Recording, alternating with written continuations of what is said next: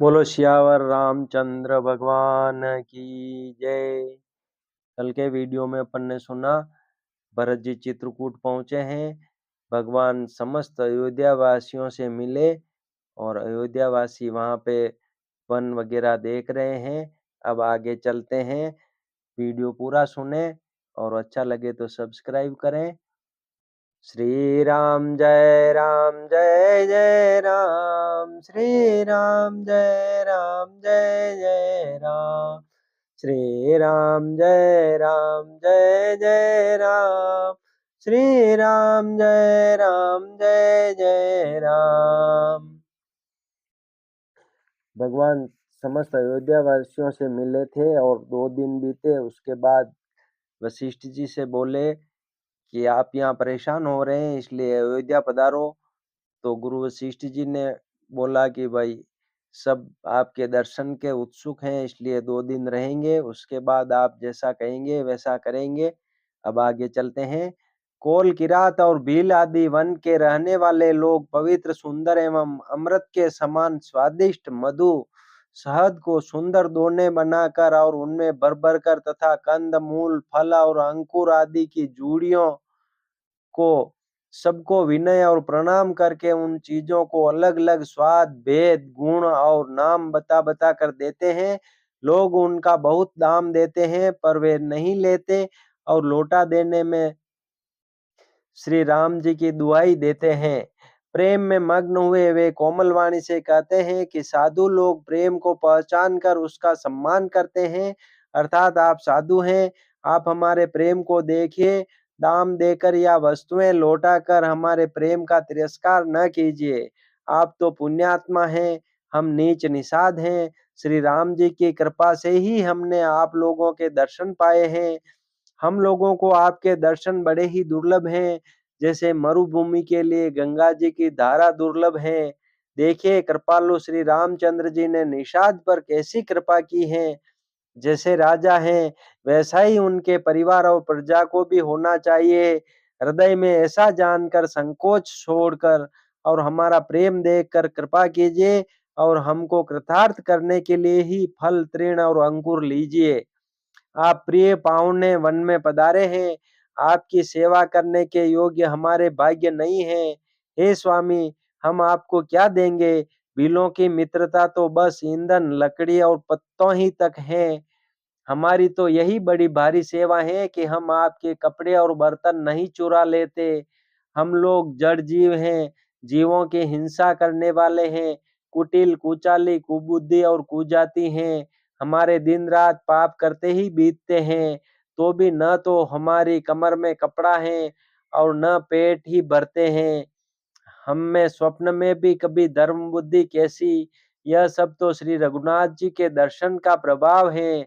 जब से प्रभु के चरण कमल देखे तब से हमारे दुसह दुख और दोष मिट गए। वनवासियों के वचन सुनकर अयोध्या के लोग प्रेम में भर गए और उनके भाग्य की सराहना करने लगे। सब उनके भाग्य की सराहना करने लगे और प्रेम के वचन सुनाने लगे। उन लोगों के बोलने और मिलने का ढंग तथा श्री सीताराम जी के चरणों में उनका प्रेम देखकर सब सुख पा रहे हैं। उन कोल बिलों की वाणी सुनकर सभी नर नारी अपने प्रेम का निरादर करते हैं, उसे धिक्कार देते हैं। तुलसीदास जी कहते हैं कि यह रघुवंश मणि श्री रामचंद्र जी की कृपा है कि लोहा नौका को अपने ऊपर लेकर तैर गया। सब लोग दिनों दिन परम आनंदित होते हुए वन में चारों ओर विचरते हैं। जैसे पहली वर्षा के जल से मेंढक और मोर मोटे हो जाते हैं, प्रसन्न होकर नाचते कूदते हैं। अयोध्यापुरी के पुरुष और स्त्री सभी प्रेम में अत्यंत मग्न हो रहे हैं। उनके दिन पल के समान बीत जाते हैं। जितनी सासुएं थी उतने ही वेश बनाकर सीता जी सब सासुओं की आदर पूर्वक एक सी सेवा करती हैं। श्री रामचंद्र जी के सिवा इस भेद को और किसी ने नहीं जाना। सब मायाएं पराशक्ति महामाया श्री सीता जी की माया में ही है।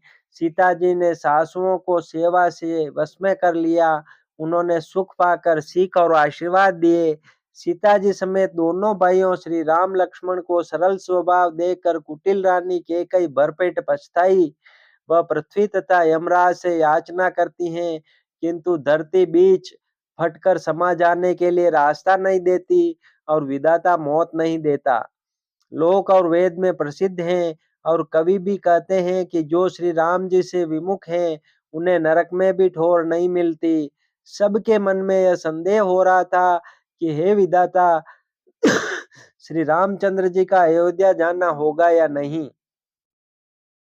भरत जी को न तो रात को नींद आती है, न दिन में भूख ही लगती है। वे पवित्र सोच में ऐसे विकल हैं, जैसे नीचे तल के कीचड़ में डूबी हुई मछली को जल की कमी से व्याकुलता होती है। भरत जी सोचते हैं कि माता के मिस से काल ने कुचाल की है, जैसे दान के पकते समय इति का भय आ उपस्थित हो। अब श्री रामचंद्र जी का राज्याभिषेक किस प्रकार हो, मुझे तो एक भी उपाय नहीं सूझ पड़ता। गुरु जी की आज्ञा मानकर तो श्री राम जी अवश्य ही अयोध्या को लौट चलेंगे, परंतु मुनि वशिष्ठ जी तो श्री रामचंद्र जी की रुचि जानकर ही कुछ कहेंगे, अर्थात वे श्री राम जी की रुचि देखे बिना जाने को नहीं कहेंगे। माता कौशल्या के कहने से भी श्री रघुनाथ जी लौट सकते हैं, पर भला श्री राम जी को जन्म देने वाली माता क्या कभी हट करेगी? मुझ सेवक को तो बात ही कितनी है, उसमें भी समय खराब है, मेरे दिन अच्छे नहीं हैं।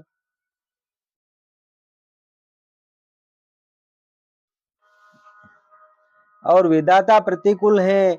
यदि मैं हठ करता हूँ तो यह घोर कुकर्म होगा, क्योंकि सेवक का धर्म शिवजी के पर्वत कैलाश से भी भारी है, निभाने में कठिन है।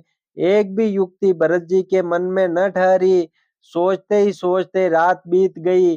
भरत जी प्रातः काल स्नान करके और प्रभु श्री रामचंद्र जी को सिर नवाकर बैठे ही थे कि ऋषि वशिष्ठ जी ने उनको बुलवा भेजा।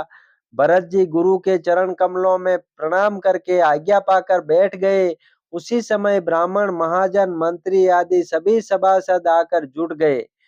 श्रेष्ठ मुनि वशिष्ठ जी समयोचित वचन बोले, हे सभासदों, हे सुजान भरत, सुनो। सूर्य कुल के सूर्य महाराज श्री रामचंद्र धर्म धुरंधर और स्वतंत्र भगवान हैं। वे सत्य प्रतीक हैं और वेद की मर्यादा के रक्षक हैं। श्री राम जी का अवतार ही जगत के कल्याण के लिए हुआ है। वे गुरु, पिता और माता के वचनों के अनुसार चलने वाले हैं। दुष्टों के दल का नाश करने वाले और देवताओं के हितकारी हैं। नीति, प्रेम, परमार्थ और स्वार्थ को श्री राम जी के समान यथार्थ तत्व से कोई नहीं जानता। ब्रह्मा, विष्णु, महादेव, चंद्र, सूर्य, दिक्पाल, माया, जीव, सभी कर्म और काल, सहजी और पृथ्वी एवं पाताल के अन्य अन्य राजा आदि जहाँ तक प्रभुता है और योग की सिद्धियां जो वेद और शास्त्रों में गाई गई है, हृदय में अच्छी तरह विचार कर देखो तो यह स्पष्ट दिखाई देगा कि श्री राम जी की आज्ञा इन सभी के सिर पर है, अर्थात श्री राम जी ही सबके एकमात्र महान महेश्वर हैं। अतएव श्री राम जी की आज्ञा और रुख रखने में ही हम सबका हित होगा। इस तत्व और रहस्य को समझकर अब तुम सयाने लोग जो सबको सम्मत हो, वही मिलकर करो। श्री राम जी का राज्याभिषेक सबके लिए सुखदायक है। मंगल और आनंद का मूल यही एक मार्ग है। अब श्री रघुनाथ जी अयोध्या किस प्रकार चले, विचार कर कहो, वही उपाय किया जाए। मुनि श्रेष्ठ वशिष्ठ जी की नीति, परमार्थ और स्वार्थ, लौकिक हित में सनी हुई वाणी सबने आदर पूर्वक सुनी, पर किसी को कोई उत्तर नहीं आता।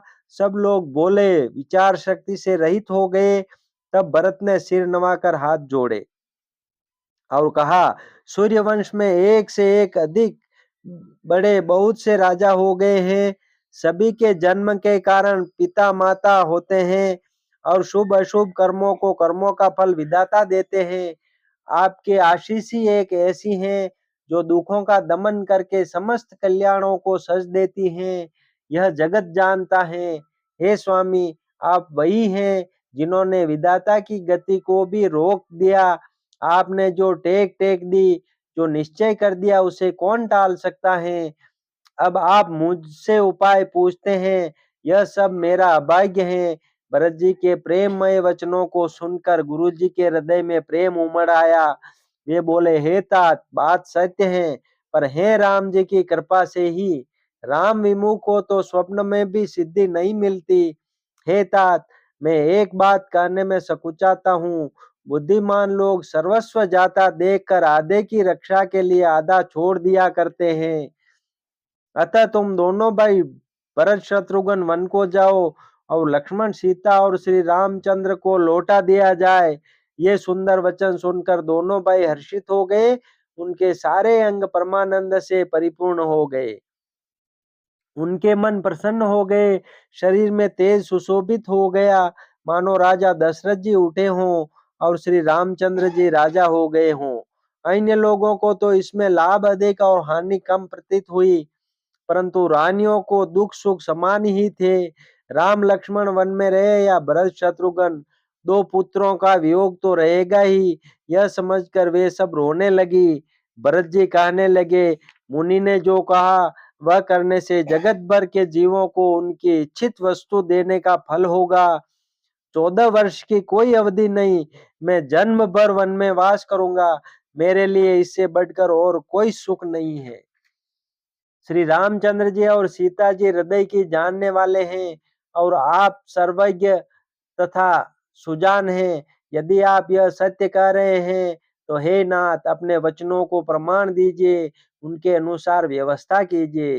भरत जी के वचन सुनकर और उनका प्रेम देखकर सारी सभा सहित मुनि वशिष्ठ जी विदेह हो गए। किसी को अपने देह की सुधि न रही।